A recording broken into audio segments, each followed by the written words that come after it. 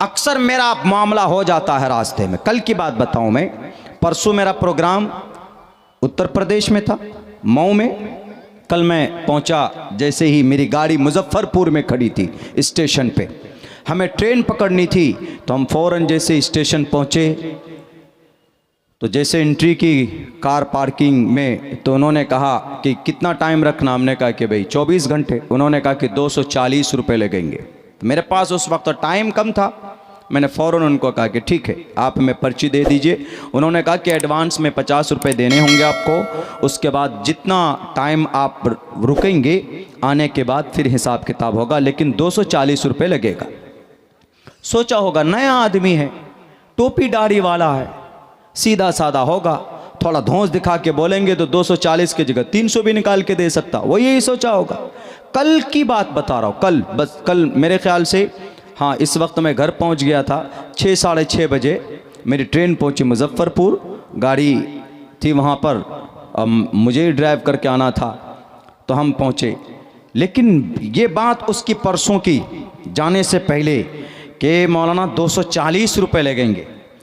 तो मुझे तो मालूम है कि भाई रेलवे पार्किंग, एयरपोर्ट के पार्किंग में इतना पैसा नहीं लगता है, तो रेलवे में कौन से वो क्या सोने और चांदी के कपड़े डालते हैं उसके ऊपर हमारे गाड़ी पर कि भाई हाँ इतना चार्ज लेंगे। तो खैर मैंने मोबाइल में सर्च करना शुरू किया।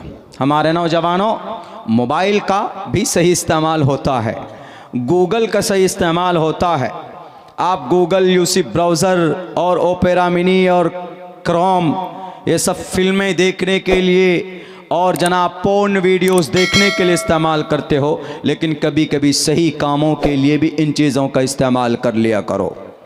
हमने फ़ौरन देखा, हमने देखा कि भाई in Muzaffarpur railway station what is the charge car parking, लिखा, पूरा आ जाएगा, आप भी लिखेंगे आपको भी आ जाएगा।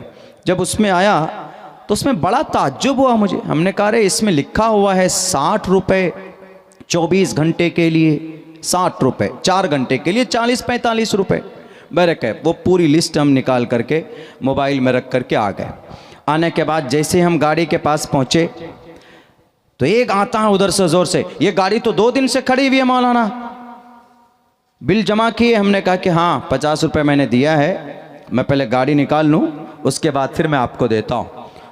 तो उसके बाद एक और आ गया उसके पीछे, प्रेशर डालते हैं, देखिए कैसे वो, हाँ मौलाना ज़रा चार्ज दे दीजिए, कितना पैसा जमा किया आपने, पर्ची दिखाइए। हमने कहा लीजिए पर्ची, उसमें 50 रुपये दिखा हुआ था। उन्होंने कहा कि हाँ निकालिए, आपका हुआ 2 दिन का हो गया 480 रुपये। हालांकि 32 घंटे भी नहीं हुए थे, उन्होंने कहा 2 दिन। ये देखिए बेईमानी, हराम खोर इसी को बोलते हैं। एक तो हराम, ऊपर से झूठ, दिन दहाड़े डाका। वो तो इत्तेफाक से मेरे बात जहन में आई, ट्रेन में बैठे बैठे मैंने सर्च कर लिया, देख लिया पूरा सब कुछ।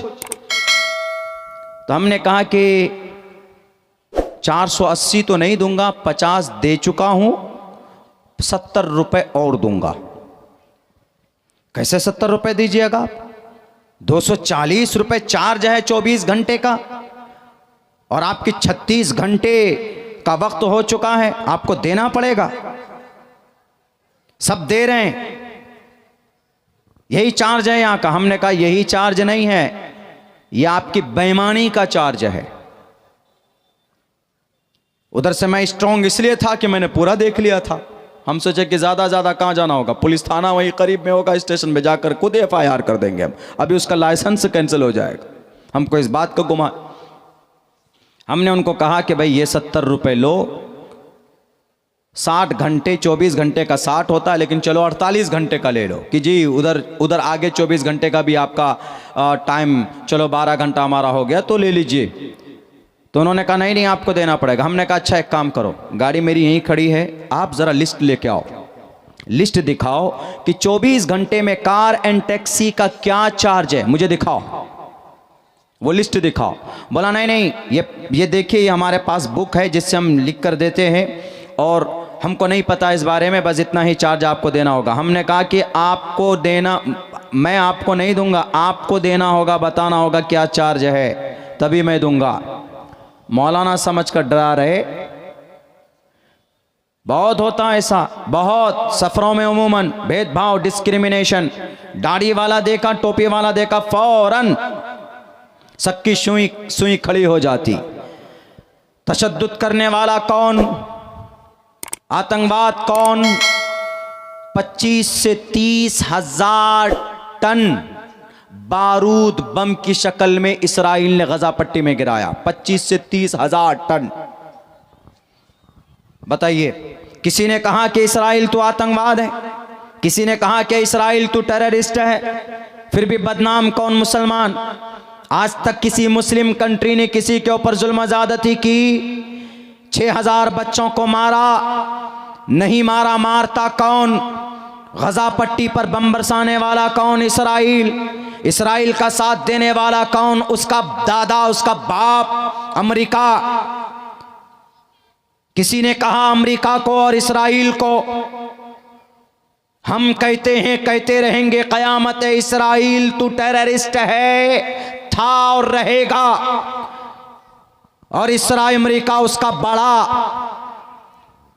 तुम अगर हमले करो तो सेल्फ डिफेंस, मुसलमान अपनी दिफा के लिए लड़े तो आतंकवाद।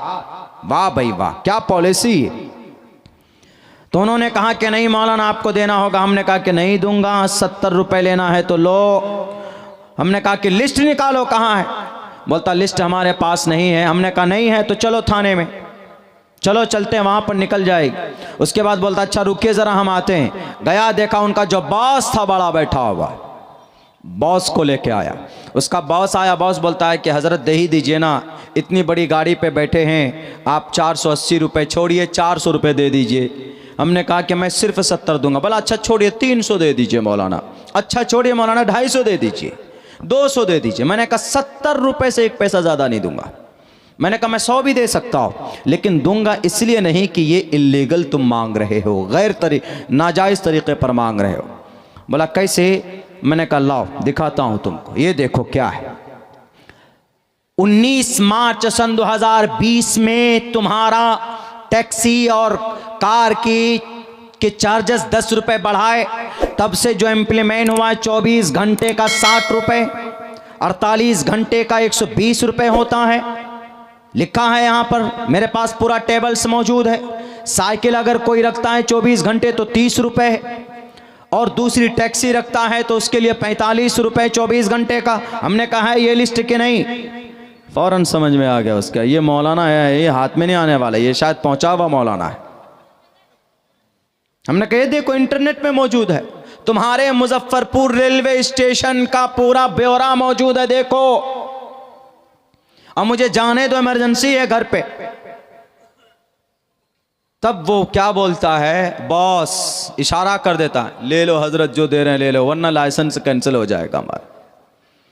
ये देख लीजिए कितनी बड़ी बेईमानी चल रही है। 240 कहां 60 कहां 240। अगर मुझे मालूम नहीं होता, फौरन मैंने रिसर्च ना किया हुआ होता, तो फौरन पकड़कर हमको 300, मैंने सोच लिया था कि 300 दूंगा मैं, चलो 240 मांग रहा है वो, 24 घंटे 48 घंटे का, भाई 480 मांगेगा तो 300 दूंगा।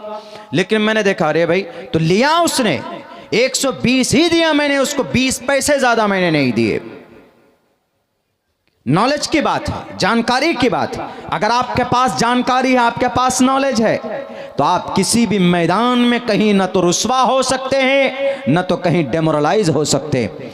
अगर कोई हिंदू भाई बोलता है, कहता है कि आपके मोहम्मद तो 27 जंगों में शरीक हुए, आपके मोहम्मद को आतंकवाद नहीं कहा गया, आप इसराइल को क्यों आतंकवाद कहते, तो बता देना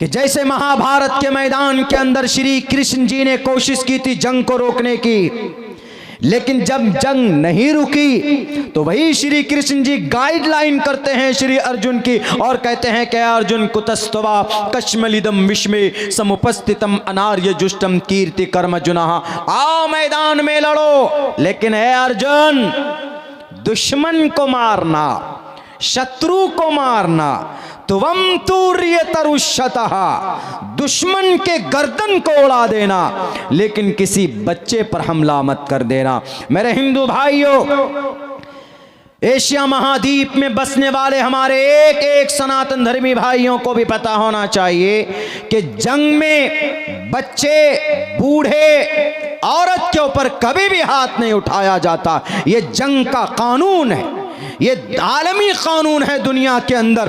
अगर कोई उठाता है तो वो जंग के कानून के खिलाफ काम करता है। महाभारत के अंदर भी नहीं उठाया गया। रामायण के अंदर श्री रामचंद्र जी ने रावण का लंका जलाया, वहां पर भी किसी निहत्थे को, किसी